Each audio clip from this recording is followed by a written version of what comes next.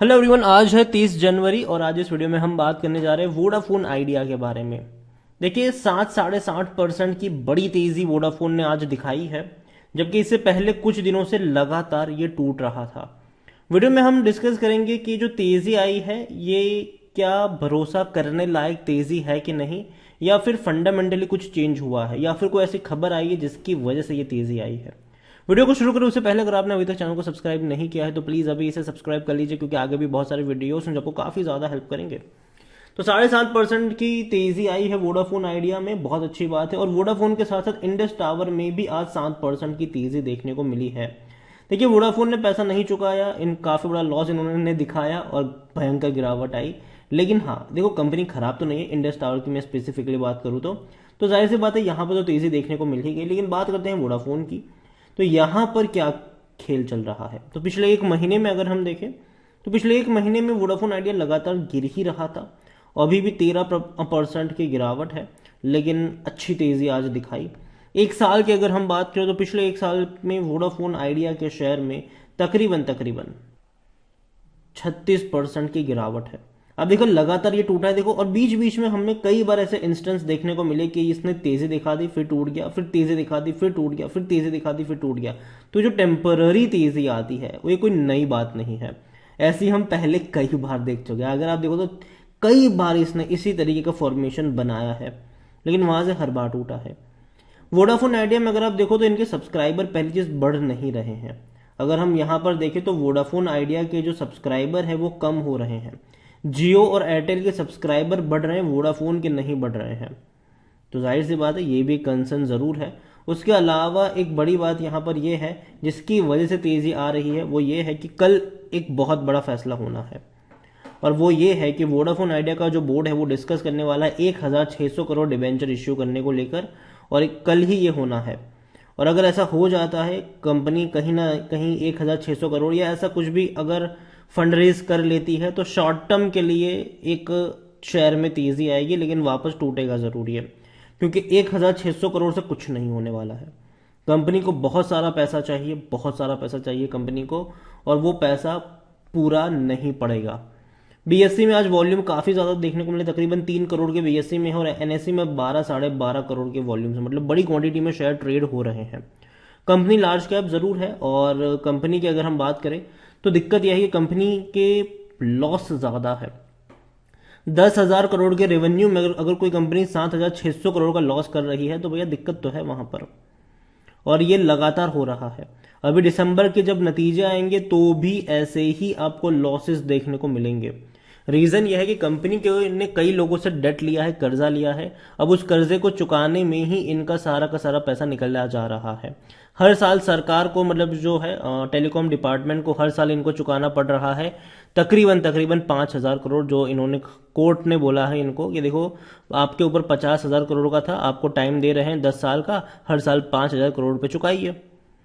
नहीं चुका पाए इससे पहले तो क्या किया, इक्विटी में कन्वर्ट कर दिया गया, शेयर्स बढ़ गए यहाँ पर, ठीक है। अभी दोबारा आ जाएगा वो इंस्टॉलमेंट, तो क्या करेगा यहाँ पर। और भी कई सारे बैंक से पैसा लिया है, उनका इंस्टॉलमेंट, उनका जो रीपेमेंट्स का आप कह लो वो आती है, वो चुकाने हैं। उसके अलावा 5G के लिए बिड करी है इन्होंने, ठीक है, वो पैसा चुकाया। उसके अलावा 5G को लेकर भैया कई सारी चीज़ें हैं, मार्केटिंग करनी पड़ेगी, ब्रांडिंग करनी पड़ेगी, बहुत सारी चीज़ें यहाँ पर आती है।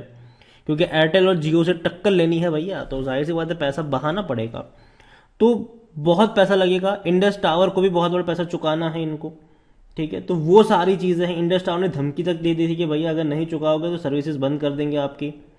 तो उसके बाद शेयर में गिरावट भी हमने देखी यहाँ पर। और अभी जो अपडेट यहाँ पर इंडस टावर की तरफ से आई थी कि देखो हम सर्विसेज बंद नहीं करेंगे क्योंकि वो हमारे बेस्ट इंटरेस्ट में नहीं है, तो आने वाले दौर में जो सर्विसेज है वो चलती रहेगी, लेकिन हाँ कोशिश करते रहेंगे कि वोडाफोन आइडिया से पैसा निकलवा पाए ये लोग। वोडाफोन आइडिया में देखा जाए तो Vodafone Idea according to Moneycontrol user 7% लोग कह रहे हैं कि बेचो, बाकी हर कोई कह रहा है खरीदो, खरीदारी करिए तो बने रहो। कंपनी के रेवेन्यू लगातार टूट रहे हैं। अब देखिए टैरिफ बढ़ाया है, ठीक है, जबकि एयरटेल और जियो की बात करें तो उनके रेवेन्यू बढ़ रहे हैं। क्यों? क्योंकि उनके सब्सक्राइबर नए नए जुड़ रहे हैं। वोडाफोन आइडिया ने भले ही टैरिफ बढ़ाया हो, प्लान्स के प्राइजेस बढ़ाए हुए हो, लेकिन प्रॉब्लम यहाँ पर यह है कि उनको कई सारे यूजर्स छोड़ के गए हैं। मतलब आप खुद सोचिए कि जो यूजर पहले 100 यूजर्स मिलकर जितना पैसा देते थे अभी 80 यूजर्स दे रहे हैं। तो जाहिर से बात है कोई उतना बड़ा फर्क देखने को नहीं मिला यहाँ पर। जहां तक बात है इनके प्रॉफिट्स की, तो प्रॉफिट नहीं है, लगातार लॉस में है। अभी और बड़े लॉस आपको देखने को मिलेंगे क्योंकि क्वार्टरली 7,500 करोड़ तक के लॉस तो ऑलरेडी ये दिखा ही रहा है। वोडाफोन आइडिया देखा जाए तो आज की जो तेजी है मेरे हिसाब से ये बिल्कुल इसी तरीके की टेम्पररी तेजी है जो हम पहले भी देख चुके हैं। तो इस पे भरोसा करना मेरे हिसाब से काफ़ी मुश्किल है और भरोसा मैं अभी के लिए नहीं कर रहा हूँ। कंपनी की बात करी जाए तो कंपनी में शेयर होल्डिंग में देखा जाए तो प्रमोटर के पास होल्डिंग ज़रूर है, लेकिन आपको पता हो कि कुमार मंगलम बिरला ने सीधा सीधा इस्तीफा दिया था और साथ में ये भी कहा था कि सरकार चाहे तो अपनी मेरी सारी की सारी हिस्सेदारी ले ले यहाँ से, लेकिन इस कंपनी को बचा ले, क्योंकि सरकार से अगर कोई इमीडिएट रिलीफ नहीं मिलेगी तो इनका सर्वाइव करना मुश्किल है। और आने वाले दौर में जिस तरीके की कंपटीशन इनको मिलने वाली है जियो की तरफ से या फिर एयरटेल की तरफ से, एक बहुत बड़ा कैश लगेगा इनको। और प्रॉब्लम यह है कि कंपनी में कोई बड़ा इन्वेस्टर पैसा लगाने को तैयार नहीं है। लंबे समय से कंपनी कोशिश कर रही है फंडरेज करने के लिए, लेकिन कोई फंडरेज अभी तक यहाँ पर हुआ नहीं है और ये एक सबसे बड़ी बात है यहाँ पर। तो जब तक कोई बड़ा इन्वेस्टर्स नहीं आता तो कोई बीच बीच में खबरें आती रहेगी। मैं अभी भी कह रहा हूँ आपको कि हो सकता है कि कल को या परसों या उससे एक दिन बाद कोई खबरें आ जाए कि ये पैसा लगा रहा है, ये पैसा लगा रहा है, सोर्स से ये सारी चीज़ें पता चली है। लेकिन जब तक चीज़ें कंफर्म ना हो तब तक पैसा मत डालना, क्योंकि हम पहले भी पिछले साल या फिर उससे पहले भी हम देखें तो कई बार हमें ऐसी खबरें भी देखने को मिल गई कि गूगल पैसा डाल रहा है, माइक्रोसॉफ्ट पैसा डाल रहा है, कई सारी खबरें आई थी अगर आपको पता हो तो। लेकिन बाद में किसी का कोई तुक नहीं निकला है यहाँ पर। तो अभी के लिए मैं इतना ही कहूँगा, वोडाफोन आइडिया जो तेज़ी आई है, अगर आपके पास शेयर है वोडाफोन आइडिया के, तेज़ी अगर आज रहती है, कल भी शायद 31 तारीख है, कल जो मीटिंग होनी है उनकी, उसके बाद भी शायद तेज़ी वाला माहौल रहता है, तो वो मौका होगा यहाँ से एग्जिट करने का, ना कि एंट्री करने का। मैं पहले भी बोल चुका हूँ कि वोडाफोन आइडिया में जब भी तेज़ी आएगी वो हमेशा मौके होंगे उन लोगों के लिए जिन लोगों ने खरीदारी करके रखी हुई है, उन लोगों के लिए मौके होंगे जो चाहे तो एग्जिट कर सकते हैं। लेकिन गलती से भी यहाँ पर फ्रेश एंट्री लेने की गलती मत कर देना। तो ये कहूँगा आपसे, कर्जा बहुत सारा है और वो चुकाने की सिचुएशन में अभी तो नहीं लग रहे हैं। बाकी मर्जी आपकी है। एक और कंपनी जैसे कि मैंने शुरुआत में कहा कि इंडस टावर बड़ी रफ्तार पकड़ी है और देखो मुझे ये कंपनी अच्छी लगती है। डेफिनेटली वोडाफोन की वजह से इनकी भी हालत खराब हुई ज़रूर है, एक क्वार्टर में लॉस दिखाया, लंबे अरसे बाद लॉस दिखाया है इन्होंने, लेकिन एक टेम्पररी फेज है। सिर्फ वोडाफोन ही नहीं, एयरटेल को भी ये सर्विसेज देते हैं और भी टेलीकॉम कंपनी को सर्विसेज ये देती है ये कंपनी, और आगे भी देती रहेगी। इनका प्रॉफिट भी अच्छा होगा और रेवेन्यू भी अच्छा होगा। तो इंडस टावर में अगर आप चाहते हैं कि मैं एक डिटेल वीडियो बनाऊं तो कमेंट में आप इंडस टावर जरूर लिखेगा। जितनी ज़्यादा कमेंट आएगी उतना जल्दी वीडियो आएगा। वीडियो को यहीं पे एंड करूंगा। पसंद आया हो तो लाइक कर शेयर करें। चैनल पर अगर पहली बार है तो प्लीज़ सब्सक्राइब करें और वोडाफोन आइडिया के बारे में क्या सोचते हैं वो भी आप मुझे कमेंट में लिख के बता सकते हैं। Thank you.